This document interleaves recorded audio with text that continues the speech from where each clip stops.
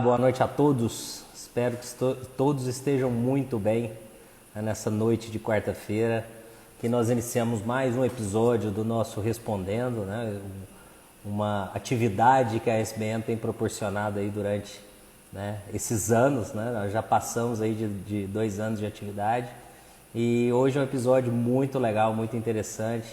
Nós vamos bater um papo aí sobre a cirurgia periodontica, né, e se ela ainda tem espaço nos dias de hoje. Então, contaremos aí com dois grandes amigos, colegas, especialistas, mestres, doutores, pesquisadores e clínicos que vão abordar esse tema de uma maneira muito interessante para nós, né, para a gente falar um pouquinho mais sobre as suas indicações, quando realizar a cirurgia, o seu espaço, né, na endodontia, na odontologia e a importância, né, dessa terapêutica para sucesso dos nossos casos no dia a dia clínico, né? Antes da gente iniciar aqui, já recebi a solicitação dos professores.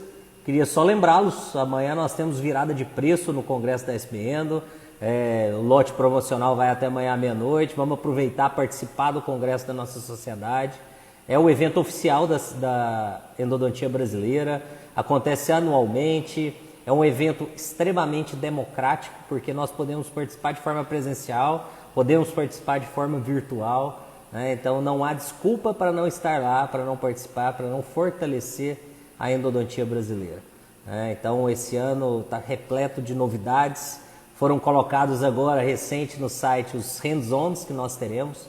Então, além das palestras no auditório principal, teremos várias atividades, né, de hands-on, patrocinado aí pelas empresas parceiras. Então, teremos atividades do dia 16 ao dia 18, né, para todos aí que estiverem presentes, presencialmente ou virtualmente. E lembrando também para aqueles que não puderem ir a São Paulo, né, podem assistir as palestras ao vivo ou podem assisti-las gravadas também. O congresso vai ficar disponível durante uma semana para quem fizer inscrição, para assistir aquelas palestras que mais gostaram, as palestras, né, que não deram tempo, não tiveram oportunidade no momento ao vivo para assistir, tá? Então vamos celebrar a endodontia brasileira em novembro em São Paulo. Vou já inserir o doutor Ricardo para a gente iniciar nosso bate-papo. Estou no aguardo agora do professor Jorge para a gente começar aí essa conversa. Boa noite, meu amigo. Tudo bem? Boa noite, Daniel. Tudo bom? Tá chegando Tudo. bem o áudio aí? Tá excelente, graças a Deus, tudo bem aqui também. Seu áudio está ótimo, imagem também, certo? Maravilha. Boa noite, Daniel. Boa noite a todos. É uma satisfação participar mais uma vez do Congresso da Sociedade Brasileira de Endodontia, né? Aqui ajudando a representar o Rio Grande do Sul, ajudando a representar a Universidade Federal do Rio Grande do Sul, né?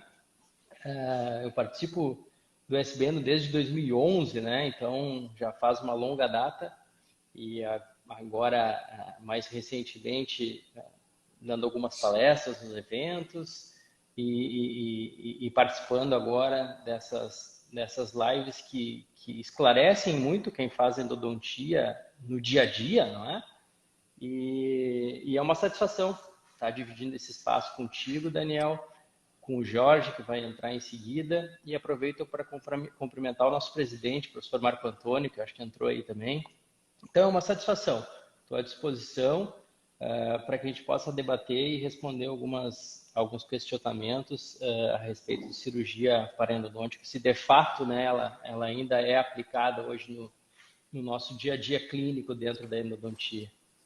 Isso aí, acho que esse bate-papo vai ser um bate-papo muito interessante, porque é um tema muito atual, né, e nós precisamos realmente fortalecer aí esse conhecimento básico.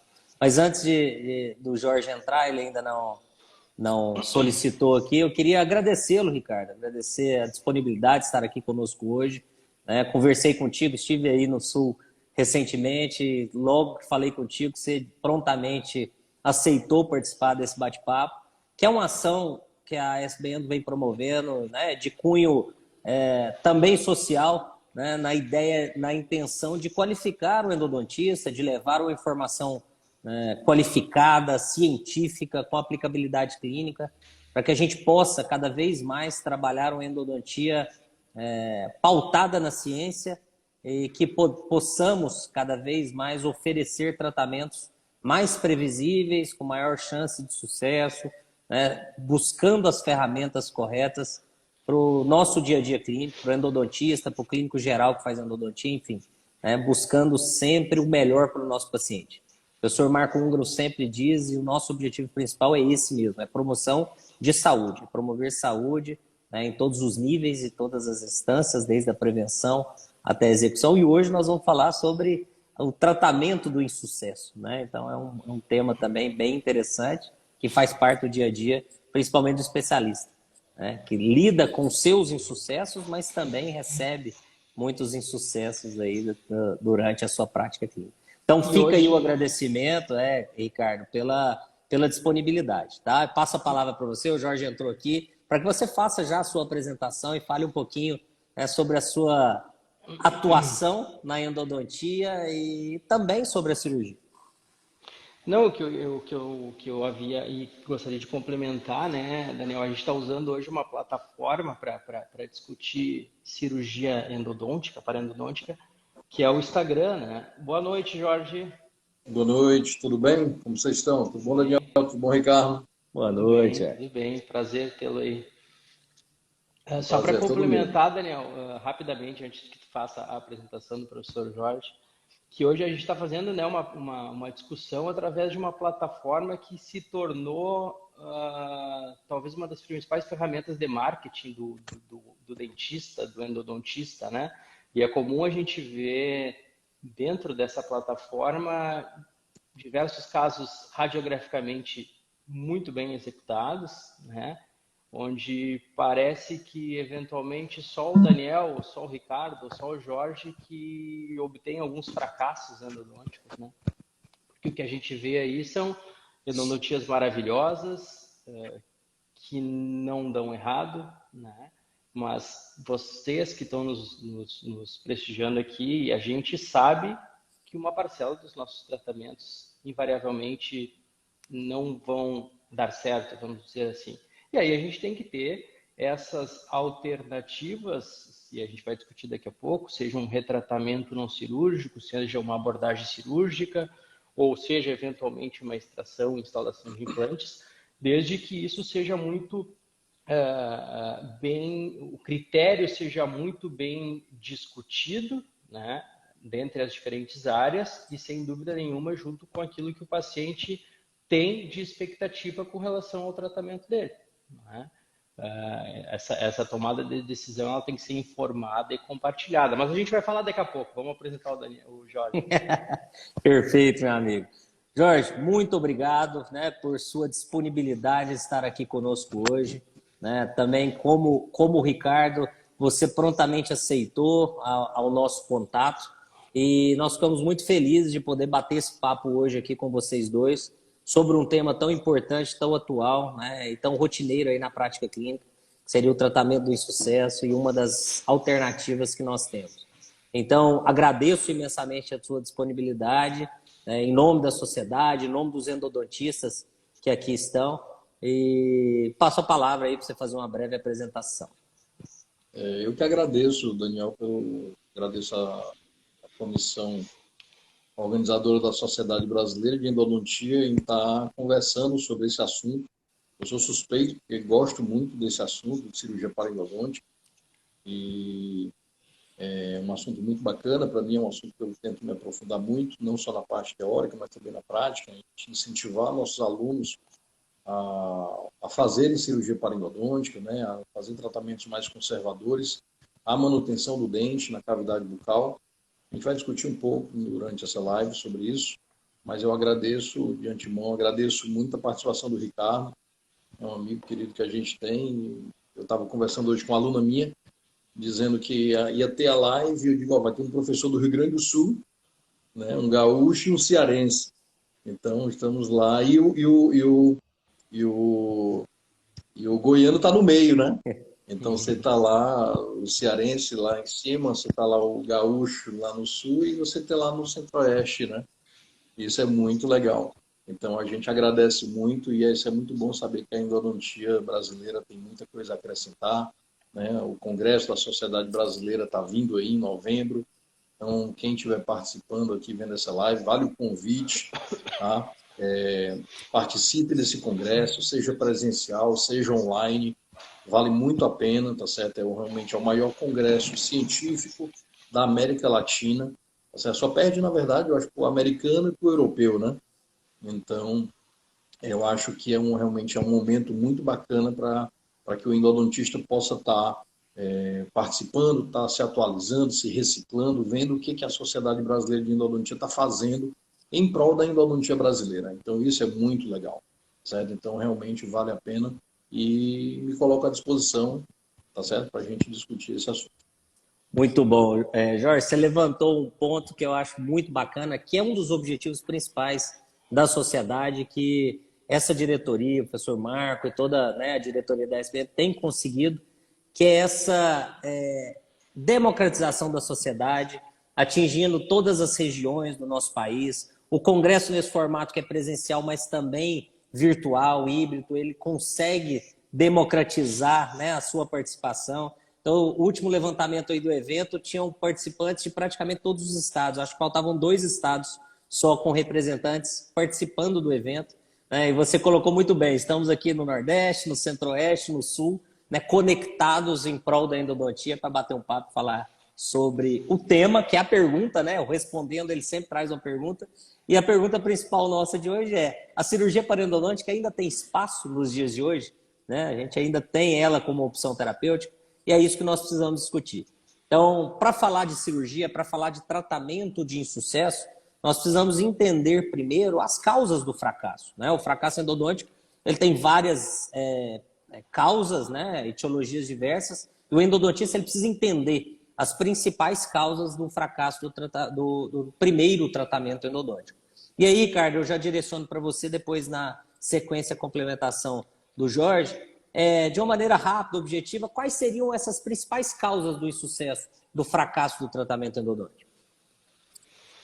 Pois é, né, Daniel? Então, o que a gente observa, né, na literatura e no nosso dia a dia é que o fracasso endodôntico, ele, inevitavelmente, ele está associado à presença de biofilme, né, remanescente, né, ou uma infecção secundária, enfim, mas presença de micro-organismos que vão ser os responsáveis pela manutenção daquele processo patológico periapical. Né? Então, basicamente é isso. Né?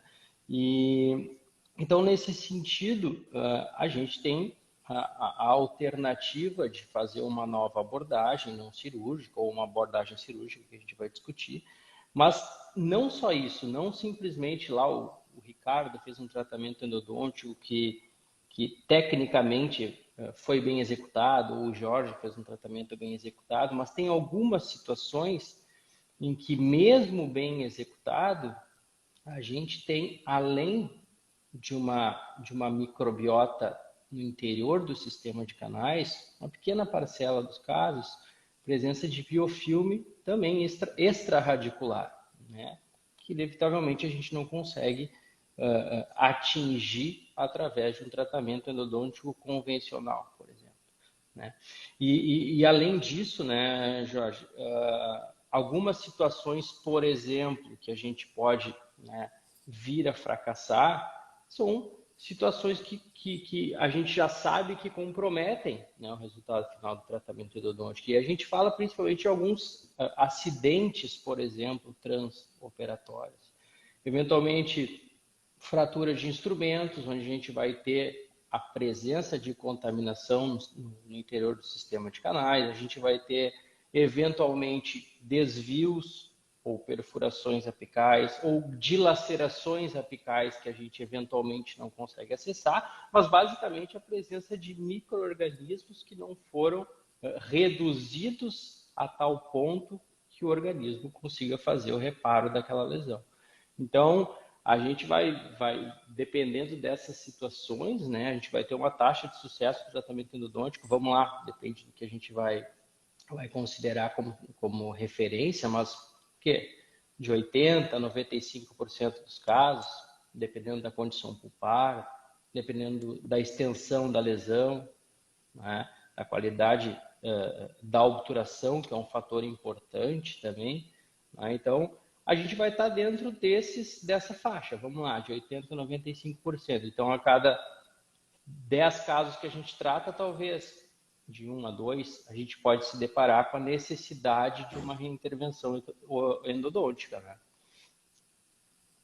Só complementando, isso é importante ser comentado, que a gente já está falando, o tratamento endodôntico ele tem um alto índice, né, de sucesso, desde que ele seja bem realizado, desde que ele seja bem conduzido, né, com todos os parâmetros, né, minimamente, desde biossegurança, tá certo?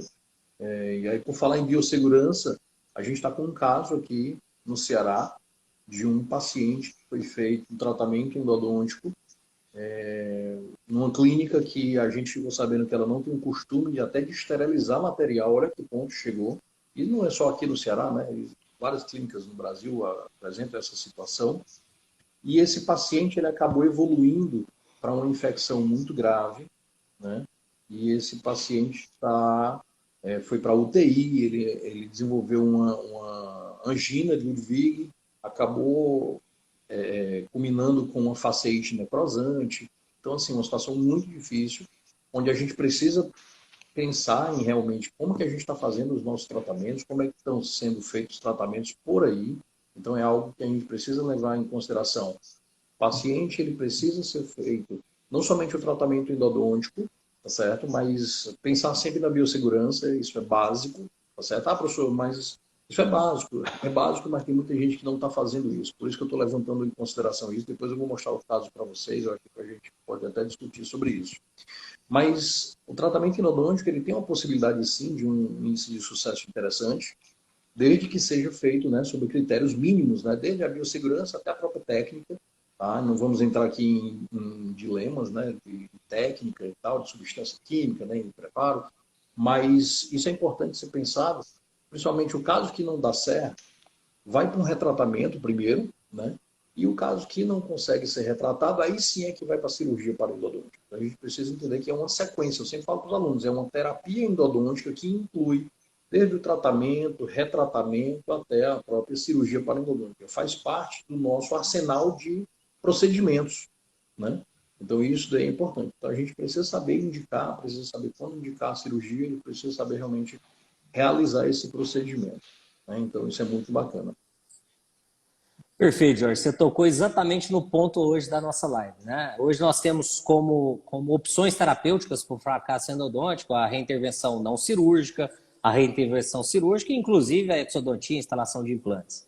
E com todo o avanço que houveram nas técnicas de retratamento, sejam nas ferramentas, nos materiais, né, nos instrumentos, e mesmo o avanço que a implantodontia viveu nos últimos anos, a cirurgia parodontológica, ela ainda tem espaço nos dias de hoje, Jorge?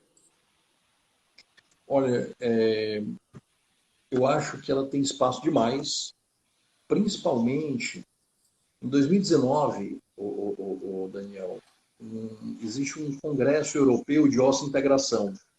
E esse congresso europeu, ele colocou algumas conclusões, tá? Nessas conclusões do congresso europeu de osso-integração, ou seja, do pessoal da própria implantodontia, tá certo? O que eles concluíram? Eles fizeram algumas conclusões, dentre as quais nós temos o quê?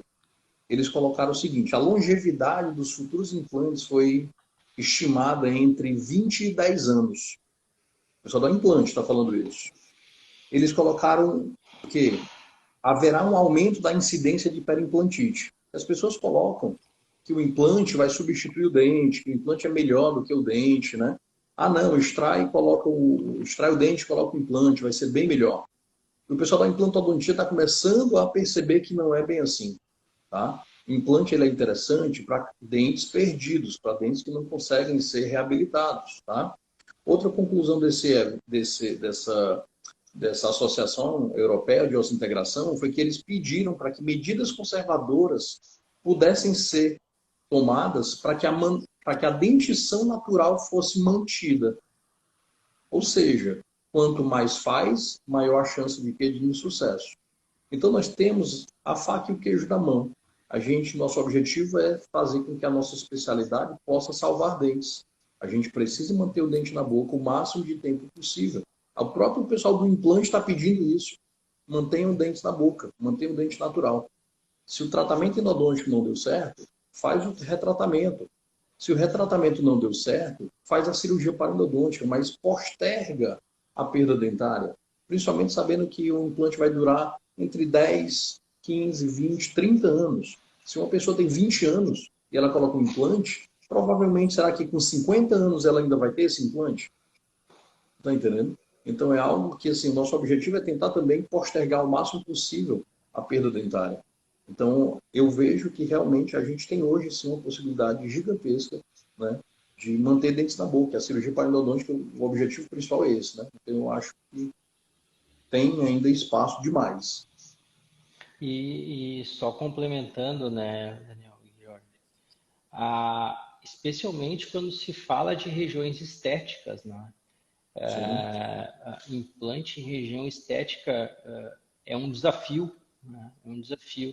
E talvez uma das principais assim, vantagens, vamos dizer assim, da cirurgia periodontica num paciente periodontalmente saudável é a manutenção da arquitetura gengival, né? A uhum, manutenção daquele osso alveolar, tanto em espessura, mas principalmente em altura, né? sim, Então, a gente sabe, né, que fisiologicamente, após a instalação de implantes, a gente tem uma perda fisiológica vertical de tecido ósseo, né?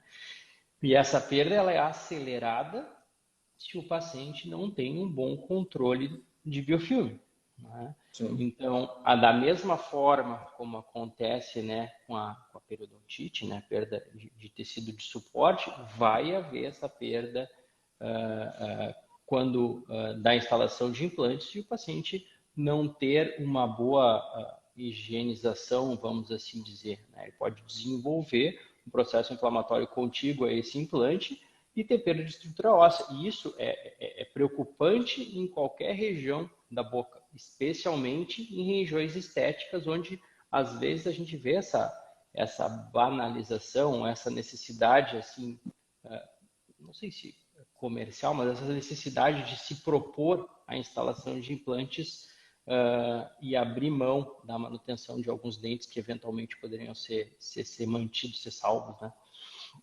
Isso é importante, Ricardo. Principalmente, por exemplo, você fala da estética. Quando você tem dente do lado de um implante, você até que consegue, nesse implante, você consegue manter a arquitetura gengival. A papila, ela ainda consegue ser mantida, né? O problema é quando você tem dois implantes adjacentes.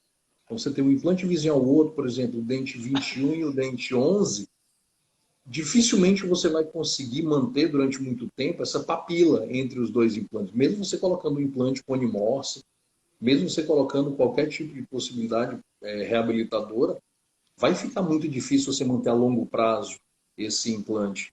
E aí é uma possibilidade que você tem, muitas vezes, de ficar fazendo com que o paciente faça enxertos de conjuntivo, e vai fazendo enxerto de conjuntivo de 2, 3, 4 anos, e aí depois ele vai perder de novo, entendeu? Porque, assim, existe a necessidade, né, de um planejamento correto para que você possa realmente saber se vale a pena manter esse dente ou não, né? Então, isso daí precisa também ser muito bem planejado. E hoje o endodontista ele precisa ter esse conhecimento mínimo, eu vou dizer assim, mínimo de implantodontia, para que ele possa, muitas vezes, Daniel, até discutir com o implantodontista a viabilidade da manutenção do dente. Porque fica muito simples você dizer, não, extrai esse dente porque ele não faz parte do planejamento. E aí você pode conversar com o implantodontista e dizer, olha, dá uma olhada como é que está o sorriso desse paciente, dá uma olhada, será que não vai haver uma perda dessa papila, né, a curto, a médio prazo? Né? Então isso daí é importante, a gente precisa conhecer um pouquinho disso também, né? Espetacular. Esse conhecimento multidisciplinar ele é importante para qualquer profissional, né? Qualquer área que nós formos atuar, a gente precisa ter esse entendimento do todo, justamente para oferecer para o paciente tratamentos mais assertivos, né? Com maior resultado, seja ele qual for. E o que vocês levantaram muito bem sobre a necessidade nossa de manutenção dentária, ela é importante, não é um preciosismo do endodontista, né? É uma condição importante de saúde bucal do paciente, que a gente sempre diz, né? Foi até uma frase do Júlio aqui, que falou muitos anos atrás, né? Não trocar o biológico pelo biocompatível, né? A não ser que haja essa necessidade realmente. Então, avançando um pouquinho aí no nosso bate-papo, sendo a cirurgia paraendodôntica, né, uma importante opção terapêutica hoje nós temos, né? Uma ferramenta, uma opção interessante, que tem bons resultados, alto índice de sucesso quando bem executado. Nós vamos falar um pouquinho sobre isso. Quais são os principais fatores? Aí eu vou puxar para o Ricardo primeiro, depois o Jorge complementa. Quais seriam os principais fatores que nós precisamos levar em conta na hora de conversar com o paciente e colocar para ele, né, sobre a necessidade ou não da cirurgia paraendodôntica, enfim, né, as indicações, contraindicações? Fala um pouquinho para a gente sobre isso. Bom, relacionado com um retratamento, né, talvez, primeiro acho que são duas coisas, né, fazer a cirurgia ou fazer um retratamento não cirúrgico, ou fazer a cirurgia ou optar por um implante, né? A questão, acho que da relação de um retratamento e de uma cirurgia, na verdade, é quando nós já realizamos um tratamento prévio, nós ou eventualmente um colega, em que, como o Jorge bem pontuou ali, esses aspectos de biossegurança, as etapas de sanificação do canal, eventualmente se é adepto de medicação intracanal ou não, é outra conversa, mas enfim, se esses protocolos de desinfecção foram empregados com rigor e ainda assim, né, o paciente permanece com sintomatologia. Eu consigo fazer uma reintervenção não cirúrgica? Eventualmente eu não consiga. Por quê? Como eu falei antes, pode ser que eu tenha acontecido algum acidente transoperatório, alguma fratura de um instrumento, pode ser que eu tenha a presença de algum desvio, algum degrau, alguma característica anatômica que eu não consiga acessar, né, o forame apical. Pode ser, por exemplo, né, a presença de retentores, né, intrarradiculares, que às vezes são uma das principais indicações da cirurgia paraendodôntica, aquele paciente que tem uma coroa com um pino, seja ele um pino de fibra ou um núcleo metálico fundido, onde essa coroa está bem adaptada, ela esteticamente está satisfatória, o paciente não tem interesse em trocar, não tem condições, eventualmente, de fazer toda essa parte reabilitadora novamente. Eu acho que nessas situações a cirurgia ela se impõe com bastante força, né? Às vezes, inclusive, o paciente até está disposto a remover a coroa, a remover o pino, mas acho que todos nós já nos deparamos com aqueles núcleos metálicos extremamente longos, extremamente volumosos, onde o risco, embora a gente tenha hoje, né, uma previsibilidade um pouco maior na remoção desses pinos rígidos, a chance de induzir alguma trinca ou uma fratura radicular durante o processo de remoção, né, por ter pouco remanescente, então aquela raiz já está fragilizada. Nessas situações, a cirurgia ela me parece bem indicada, né? Não sei se o Jorge pensa parecido. Eu penso parecido demais. Eu gosto muito de conversar com o meu paciente quando eu estou fazendo um planejamento com ele, que na verdade eu sempre falo com os alunos, eu digo, olha, eu gosto muito de fazer uma consulta inicial. A consulta inicial eu acho fundamental, né? A gente dar um planejamento, a gente fazer um planejamento com o paciente e não somente dizer, olha, você tem um canal para fazer e acabou, né? Eu sempre digo para o paciente que a gente tem que procurar impactar o paciente durante o nosso atendimento.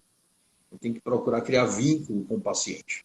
E uma das formas da gente criar vínculo com o paciente é fazendo uma boa conversa, fazendo uma boa anamnese, né? E fazendo um bom planejamento com o paciente. Então, muitas vezes, eu converso com o paciente e eu falo para ele que muitas vezes o planejamento dele inclui uma provável complementação cirúrgica. Digo, olha, o tratamento do senhor ele é um tratamento dessa forma, é um retratamento. Ele tem algum acidente, ele tem alguma dificuldade e muitas vezes ele vai precisar de uma complementação cirúrgica. E se eu jogar logo para o paciente que vai precisar de uma cirurgia paraendodôntica, ele já se assusta, né? Ele já toma um susto e ele diz, opa, não quero isso, não quero, estou com medo já, e aí, quando você fala de um eufemismo, né, uma possível complementação cirúrgica, A experiência que a gente tem é que o paciente ele passa a ver aquilo como uma provável necessidade para que ele fique bem, para que realmente a saúde dele seja restabelecida, né? E esses pontos que o Ricardo levantou são muito importantes, né? Você tem pacientes que têm retentor, paciente que você está fazendo o tratamento e por dentro do canal você não consegue tratar. Eu sempre falo para os alunos que a cirurgia paranodôntica ela vai te dar até mais segurança durante o tratamento dentro do canal, porque aí você sabe que muitas vezes a gente precisa fazer alguns procedimentos e a gente diz, olha, se eu não conseguir, eu vou tentar resolver dessa forma. Se eu não conseguir resolver por dentro do canal, eu tento resolver por fora, né? Eu tento remover durante a cirurgia. Então isso também te dá uma segurança maior. Casos onde a gente tem dificuldade de secagem de canal, né? Casos onde você tem lá está drenando o pus ou está drenando algum exudato, né?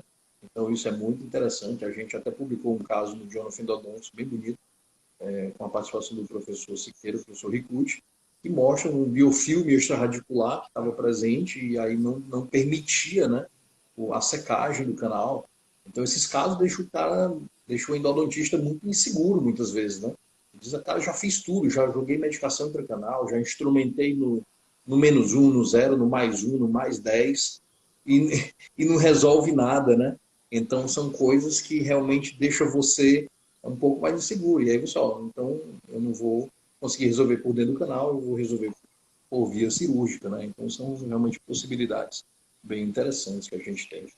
E essa relação aí, Jorge, isso aí eu concordo 100%, essa relação do profissional com o paciente de, como eu falei lá no início, explicar qual é a proposta de tratamento e dividir essa responsabilidade com ele, né? Uma vez que a gente divide a responsabilidade com ele, as coisas caminham junto, né?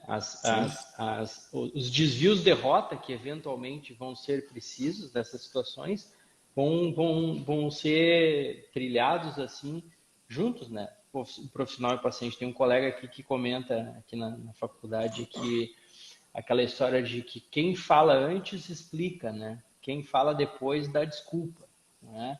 Então, se a gente já prepara uma situação que a gente já julga complexa no momento do diagnóstico, como tu bem falaste, eventualmente pode ser que haja necessidade de fazer uma complementação cirúrgica, o paciente já está preparado para isso. Né? Não vai ser nenhuma surpresa. Eu acho que isso aí foi muito bem colocado para quem com certeza vai se deparar com uma situação assim, um potencial fracasso, vamos dizer assim, né? Excelente. Importante esse envolvimento do paciente na tomada de decisão, né? Em todas as situações. Nós precisamos envolvê-lo, né? Explicar e trazer a tomada de decisão de forma conjunta, como vocês bem colocaram. Teve uma época que odontologia baseada em evidência, né? Era título de toda palestra que você ia no congresso, tinha não sei o que baseado em evidência. E exercer uma odontologia baseada em evidência nada mais é do que você trazer a base científica, associar sua experiência clínica e envolver o paciente na tomada de decisão. Isso realmente é odontologia baseada em evidência, né? No termo correto da sentença. Então, é bem interessante que a gente sempre faça, né, e traga o paciente para essas tomadas de decisão, como vocês muito bem colocaram. Eu queria avançar um pouquinho, agora a gente entrar um pouco mais em técnica da cirurgia, né? Que são aspectos importantes para serem levantados. Muitas vezes, colegas endodontistas, ou na maioria das vezes, colegas de outras áreas, eles intervêm na região apical realizando só a curetagem ou, no máximo, a apsectomia, né?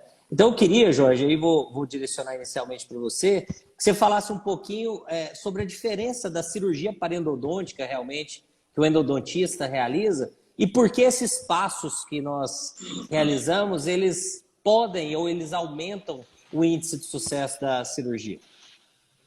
Daniel, eu acho fundamental quem dera se muita gente tivesse assistindo essa live, porque, como eu falei no início, a cirurgia parendodôntica ela faz parte de uma das técnicas que o endodontista tem que realizar, certo? Então, a meu ver, assim como você fazer um tratamento endodôntico, você está lá fazendo, você se capacita para fazer um tratamento endodôntico, um retratamento, você tem que se capacitar para fazer uma cirurgia parendodôntica.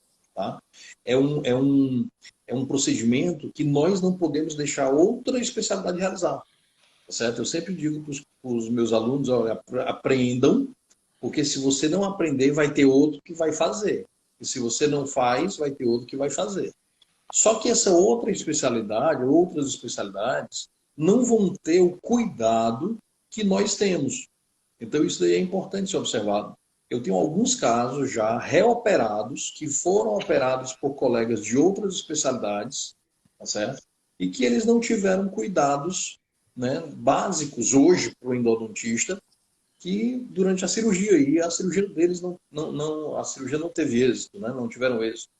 Então, assim, você fazer uma. Primeiro, assim, você precisa conhecer a anatomia dentária, você precisa conhecer a causa da falha do tratamento, né? Isso daí é fundamental para que você possa saber como que você vai abordar a região apical, às vezes terço médio, às vezes é terço cervical, você precisa ter essa noção não só da causa da falha, mas da anatomia dentária. Você precisa conhecer também, você precisa fazer um bom planejamento, então você vai ter que solicitar um exame pré-operatório, uma tomografia computadorizada, para que você possa fazer realmente uma completa análise desse caso, para que você possa, né, realizar uma cirurgia a mais previsível possível, certo? É importantíssimo você também ter consciência de que é uma necessidade de desinfecção, como o Ricardo falou, da região apical, que é a principal região onde nós temos, eu costumo dizer, é o local que nós temos o menor número de bactérias, é o terço apical, porém é o terço mais complexo de ser limpo, né? Então, se você prestar atenção, é um terço, em comparação, lógico, com o terço cervical, tem menos bactéria, porém tem muito mais dificuldade da gente estar promovendo essa desinfecção. Então, eu preciso saber qual é a causa que está acontecendo nesse caso. Então, eu preciso fazer uma boa abordagem. Então, eu preciso saber que são quatro conceitos básicos de cirurgia parodontológica, quatro etapas básicas, né? Primeiro, a curetagem apical, eu acho que é um procedimento básico, onde você vai tirar todo o tecido de granulação para que você possa ter uma visualização, uma exposição do ápice. O segundo procedimento básico é a apsectomia. Então, você vai fazer uma apsectomia, né? E aí tem os conceitos de apsectomia, os conceitos básicos, né? Hoje, atualmente, o conceito de aproximadamente 90 graus com longo eixo do dente, aproximadamente 3 milímetros da porção apical, né? Para tirar maior quantidade de tecido, né? De ramificações, maior quantidade de canais laterais, certo? E aí vem o detalhe, que aí é a grande diferencial, que é, muitas vezes, você fazer uma obturação simultânea, em casos onde você não consegue secar canal, né? Outra seria você fazer um retropreparo, e aí você ter o desenvolvimento das retropontas ultrassônicas para a realização de um retropreparo, e depois você fazer uma obturação retrógrada. Então, existem os biomateriais utilizados utilizados para o selamento das cavidades retrógradas. Então, um deles, o mais famoso, é o MTA. Então, assim, esses pequenos detalhes fazem a diferença de uma cirurgia parodontológica convencional, como você mesmo comentou, onde o colega ele fazia somente a curetagem apical e depois a apsectomia, e depois você consegue fazer realmente mais coisas. Então, você consegue fazer um retropreparo e uma obturação retrógrada, que seriam conceitos mais básicos de uma cirurgia mais convencional, né? Então, hoje, a realização do retropreparo e da obturação retrógrada aumentou muito, né, o nível de sucesso do tratamento endodôntico, da cirurgia parodontológica. Em pensar que antes você poderia ter uma região de istmo, onde a falha não estava muitas vezes nos canais principais, mas sim na região de istmo que não foi desinfectada. E com o retropreparo você consegue incluir, fazer um retropreparo, uma cavidade única, unindo os canais radiculares até englobando também a região de istmo, né? E depois fazer o selamento. Então, realmente, o retropreparo e a obturação retrógrada melhorou muito, né, o sucesso da terapia cirúrgica. E eu acho que, além da técnica, né, eu acho que o planejamento ele é fundamental, né? Uhum. O Jorge passou ali pela tomografia, né? Eu acho que para situações de cirurgia apical, cirurgia parodontológica, o planejamento tomográfico ele é indispensável, para que a gente possa, de fato, né, ver tridimensionalmente, observar o tamanho da lesão, né, Porque assim, eu faço, né, eu faço cirurgia, a parte cirúrgica, sem dúvida nenhuma, mas assim, existem algumas situações em que a gente tem uma destruição dos tecidos periapicais um pouco mais ampla, né, que eventualmente pode estar mais próxima de algumas estruturas nobres ali, por exemplo, premolar inferior, próximo à forame mentoniana, os dentes anteriores próximos da fossa nasal, ou premolares, molares superiores ali da região de seio. Então, às vezes, eu confesso que eu opero junto com um colega da bucomaxilo, né? Entendi. Porque eu, pelo menos, me sinto mais seguro quando a gente tem uma destruição um pouco maior e que eu vejo que tem um envolvimento com essas estruturas, né? A gente tem feito aqui, Ricardo, a gente tem feito aqui muitos casos de cistos bem grandes. A gente faz muita marsupialização de lesões grandes, onde tem um acometimento, tem um contato maior com fossa nasal, tem um contato maior, muito próximo ao seio maxilar, então tem realmente uma lesão muito grande. Nessas lesões muito grandes, a gente tem feito muitas marsupializações e depois a gente instala um dispositivo para que fique fazendo uma descompressão contínua desse cisto. E aí a gente faz a nucleação depois, né, de uma forma mais tranquila, né, com um cisto realmente bem menor. Né? Teve um agora recente, a gente fez, um cisto era muito grande, ele acometia o seio maxilar quase todo, e a gente fez uma marsupialização e depois a gente fez a abordagem cirúrgica de enucleação, onde o cisto ele tinha mais ou menos o tamanho de um feijão, mas ele era muito grande. Né? Então, depois de algum tempo, a gente acabou conseguindo fazer essa abordagem. Né? E o treinamento, eu acho assim, que é importante. Se você tem treinamento, você pode conduzir uma cirurgia parodontológica, né? E aí, se você realmente pegar uns casos maiores, né, como o Ricardo está falando, às vezes o contato com o cirurgião buco seria bem interessante, assim, né? E com relação aos materiais retroobturadores, né, Jorge? Hoje a gente tem uma gama de materiais, né? E cada vez mais principalmente com melhores propriedades de manipulação, vamos dizer assim, né? Que a gente tinha um problema com o MTA, que O às vezes MTA. é complicado de trabalhar com ele em determinadas regiões, né?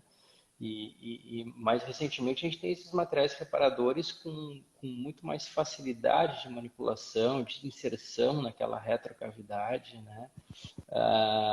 Que toleram, de certa forma, a umidade, que tem uma certa expansão ali higroscópica pós-presa, então que realizam de fato uma boa adaptação junto àquela retrocavidade e um bom selamento e indução, né, de uma mineralização daquele tecido mais apical. Então, não só os materiais, a gente, como tu falou, a gente tem pontas ultrassônicas para fazer a própria apsectomia, né? Hoje em dia, a gente tem as pontas para os retropreparos, então isso facilitou muito. A primeira cirurgia paraendodôntica que eu fiz, eu ainda estava na graduação. Eu me lembro, me deixaram fazer, não sei quem foi o que deixou eu fazer na graduação, mas eu fiz. E eu fiz com ponta diamantada, eu fiz a retrocavidade com uma broquinha carbide, né? Então, hoje a gente tem uma facilidade enorme, né, para fazer esse tipo de abordagem. Muito bom. Dos aspectos aí que vocês tocaram, né, em relação ao planejamento, eu acho que o planejamento em qualquer área, e principalmente na cirurgia, você realizar um planejamento cirúrgico detalhado, ele vai te trazer uma maior previsibilidade de sucesso, vai trazer mais segurança para o endodontista no momento de realizar a cirurgia em si.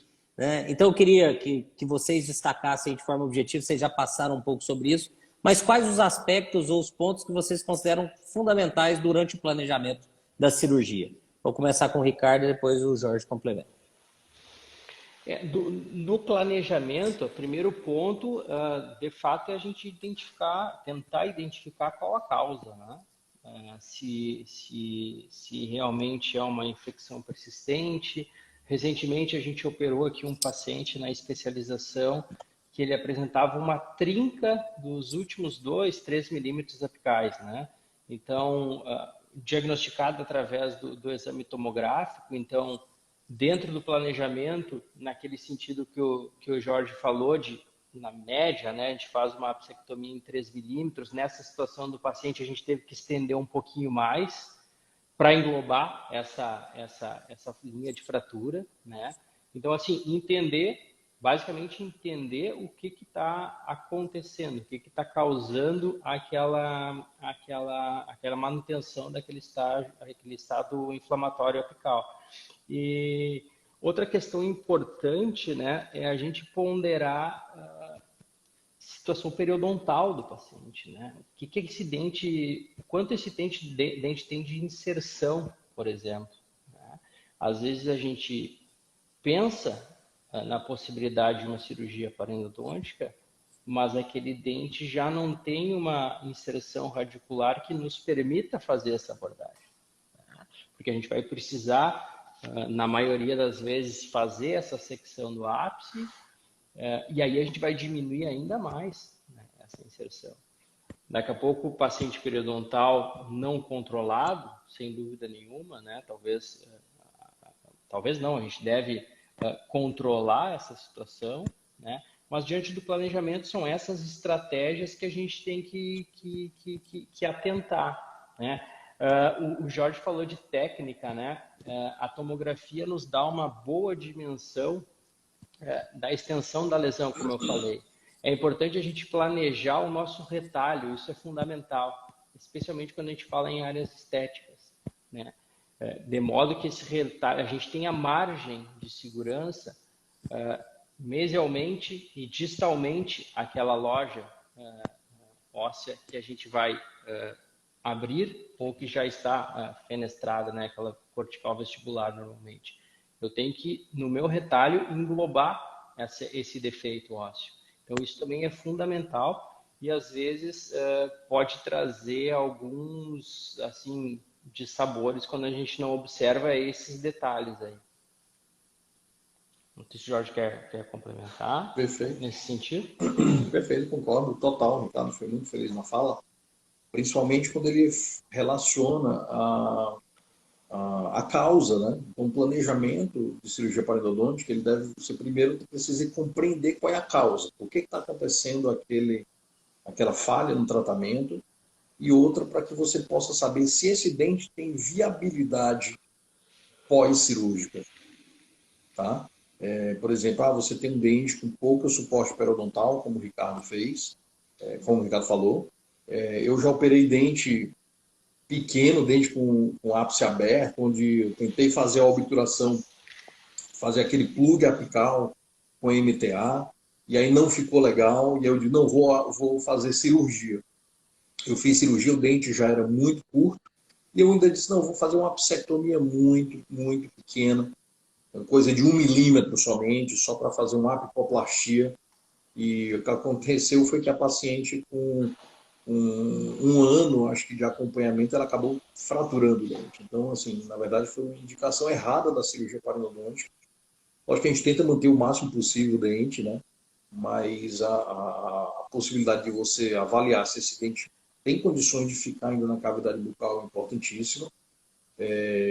O planejamento cirúrgico, ele vai envolver a tomografia computadorizada, certo? Então, ele vai envolver, é preciso que haja uma tomografia computadorizada para que você possa discutir todos os aspectos, para que você possa avaliar a anatomia, né? E aí você pode, muitas vezes, visualizar algumas coisas que não foram visualizadas na radiografia bidimensional, né? Na radiografia periapical. Então, isso daí é muito importante, para que você possa se preparar para, na hora da cirurgia, você fazer um bom procedimento, né, do procedimento cirúrgico, tá? Então, o planejamento ele é fundamental. Só para complementar, né, Jorge, esse negócio essa questão da tomografia, muitas vezes, na maioria das vezes, a radiografia periapical, ela vai subestimar o tamanho da lesão. Sim, né? Com certeza. Então, a gente vai se deparar eventualmente com uma lesão de maiores dimensões do que aquela mostrada pela radiografia periapical. Então, atualmente, eu acho que todos concordam que a tomografia... Lembrando, Ricardo, que até um artigo do professor Estrela, né, muito bacana, do Jonathan Dodons, ele fala da acurácia da tomografia e da radiografia periapical, né, onde casos que você não vai visualizar lesão periapical, você não houve ruptura de cortical, né? E aí você, muitas vezes, você olha para a lesão e você diz, não, é pequena, ela é muito pequena, mas se ela já está sendo visualizada na radiografia periapical, dificilmente ela vai ser pequena, provavelmente ela já houve ruptura de cortical, e às vezes rompe as duas corticais, né? Então, em muitos casos, você tem a perda da cortical vestibular e da cortical palatina. Então, você vai ter um defeito de duas paredes que torna a cirurgia parodontológica muito mais complexa, né? Então, se você tiver uma cirurgia de uma parede só, até o prognóstico é bem diferente, né? O próprio procedimento cirúrgico muda muito. Quando você tem um defeito de duas paredes, a dificuldade cirúrgica é muito maior e o prognóstico também muda bastante. Então, a tomografia é fundamental para isso. Hoje planejar uma cirurgia sem o recurso da tomografia é realmente você trabalhar no escuro. E essa endodontia do escuro, ela ficou para trás. Hoje nós temos ferramentas, recursos para planejar de forma correta, para executar melhor os nossos procedimentos, enfim. E agora eu queria avançar, nós já estamos aí quase finalizando o nosso horário. Sei que ambos têm clínica agora, por isso nós fizemos especialmente hoje a live às 7, né, para a gente tentar ficar aí no horário e não atrapalhar a docência de vocês aí no Ceará e no Rio Grande do Sul. Mas surgiram duas perguntas aqui, do Felipe, da Juliana, acerca dos equipamentos, né, das técnicas, enfim. E assim como a endodontia, a cirurgia parendodôntica, a técnica de cirurgia em endodontia, também teve um avanço muito grande nos recursos que nós temos, né, de equipamentos, de instrumentos. Então, eu queria fazer a pergunta para vocês no seguinte sentido. Quais seriam as ferramentas, os instrumentos, os equipamentos que vocês consideram fundamentais para realizar uma boa cirurgia parendodôntica com boa previsibilidade de sucesso? Posso começar? Pode, por favor. Vamos lá. Eu penso o seguinte, se você fazer uma cirurgia parendodôntica, você precisa... na aula você coloca, existem indicações e as contraindicações. As contraindicações estão muito relacionadas ao profissional, tá certo? Estão relacionadas ao instrumental. Ele tem que ter um instrumental apropriado, tá certo? Ele precisa ter microinstrumentos, tá certo? Então ele vai precisar ter um kit de puretas, ele precisa ter um kit de calcadores, de microcalcadores, microsonda, ele tem que ter um microespelho, né? É impossível você fazer uma cirurgia parodontológica sem um microespelho. Ele tem que ter um ultrassom com uma retroponta específica para você fazer um retropreparo. Tá? Ele precisa ter um material retroobturador, tá certo? Seja lá ele qual for, ele precisa ter esse material, seja o Biodentine, ou o MTA, ou então o BioCRPé. Ele pode ter várias opções hoje no mercado. Tá? Em pensar que você pode lançar a mão também, por exemplo, da própria microscopia. Quem tiver microscópio, eu acho que quando a gente opera com microscópio, você consegue visualizar detalhes que você não conseguia visualizar sem o microscópio, tá certo? Isso é muito interessante, tá? Então, assim, eu acho que é importantíssimo você ter esses instrumentais básicos, né? Certo? Lógico que é preciso também ter, por exemplo, um microaplicador de MTA, que é muito difícil manipular o MTA, então o microaplicador é interessante, né? E eu acho assim, e fora isso, o material básico de cirurgia, né? Lógico, lâmina de bisturi, cabo de bisturi, os descoladores, afastadores, certo? Então, isso daí é um material básico de cirurgia, mas existe, fora o material básico de cirurgia, existe um material específico de cirurgia parendodôntica, né? Então, eu acho assim, que o colega que for querer fazer cirurgia parendodôntica, ele precisa primeiro ter um instrumental, depois ele tem que treinar. Ele tem que treinar, e tem que estudar e tem que treinar, certo? E eu acho que todo mundo é capaz de fazer uma boa cirurgia. Carlos, se quiser complementar? Não, acho que é isso aí. E dentro dessa última parte, Jorge, de treinamento, né? Hoje existem cursos de imersões, né? Para quem se interessa para cirurgia endodôntica.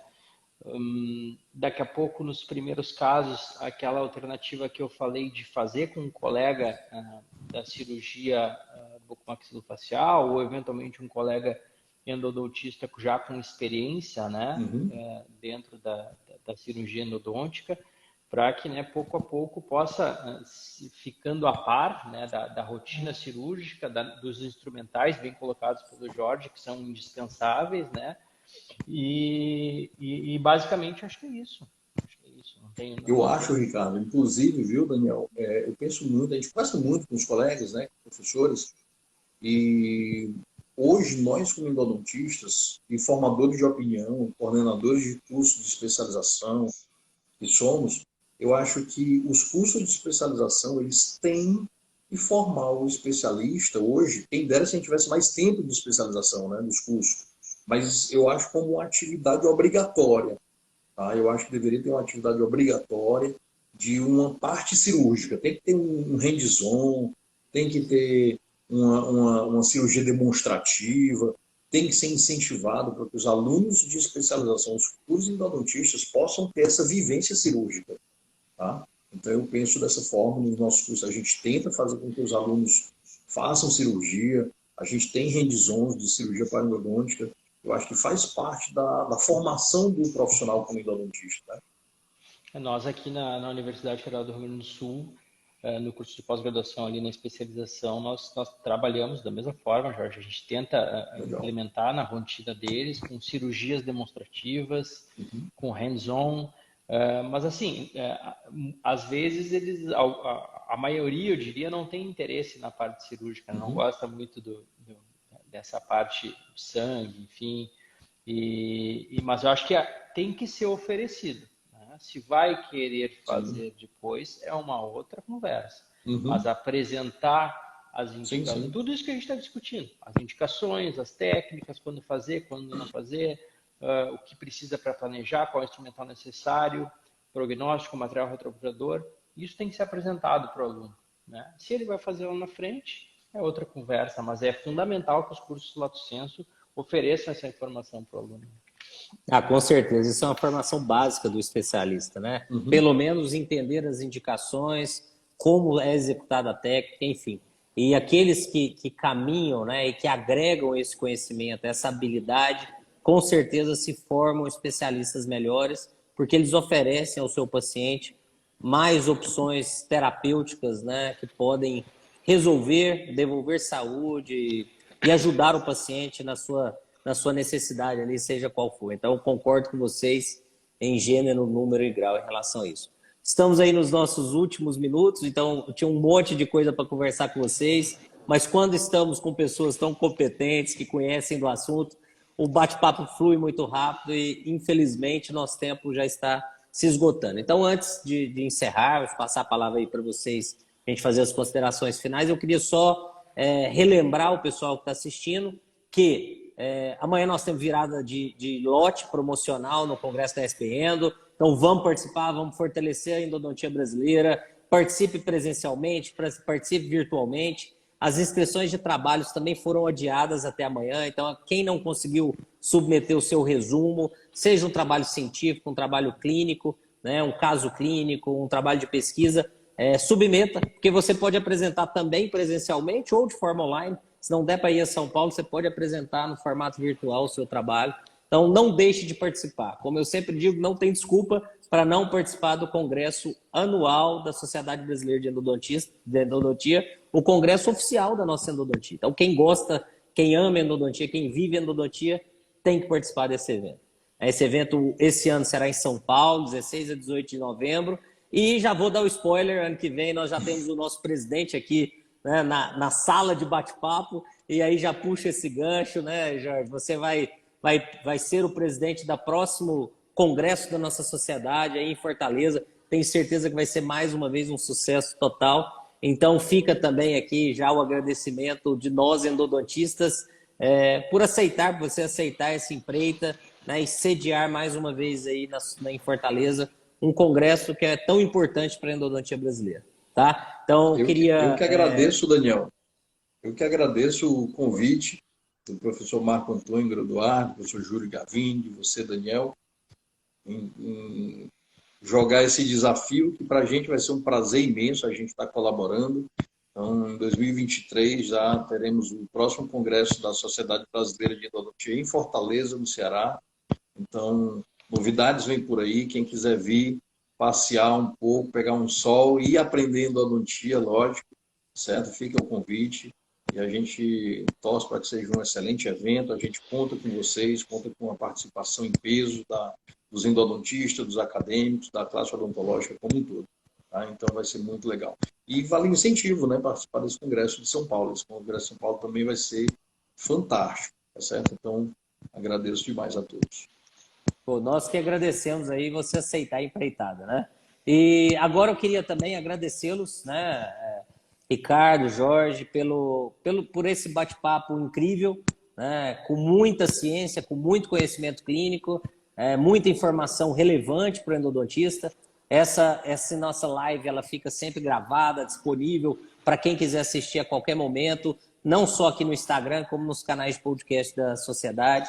Então, também vale aí quem perdeu algum episódio, voltar lá, rever os nossos episódios. Mas agradeço a ambos pela disponibilidade de estar aqui conosco hoje, conversando sobre endodontia, contribuindo para o clínico, para o endodontista, né, de uma forma tão especial. Então, gostaria de passar a palavra a vocês, ao Ricardo, na sequência ao Jorge, para que façam aí as considerações finais. Daniel, agradeço mais uma vez o convite, tá, para participar com vocês aí desse bate-papo, tá? Mais uma vez é um prazer estar com os amigos numa discussão tão leve, né? Desculpa a correria, tô aqui com pijamão, né? Tô indo para a clínica agora, estão me substituindo ali, e eu reforço o convite, 16, 17 e 18 de novembro, né? Daqui um pouco mais de um mês, que todos participem da 14ª edição do SB Endo. O congresso vai estar espetacular, com uma grade científica maravilhosa, e é o segundo congresso agora, depois que voltamos presencialmente, né, da SB Endo.